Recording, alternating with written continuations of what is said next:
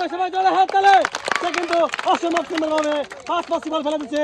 সে পাচ্ছে 1 কেজি ছোলা, 1 কেজি চিনি, 1 লিটার সয়াবিন তেলের বোতল, 1 কেজি ডাউল এবং 1 কেজি চিনি। সুন্দরভাবে সবগুলো পুরস্কার নেবেন পর পর 5টা।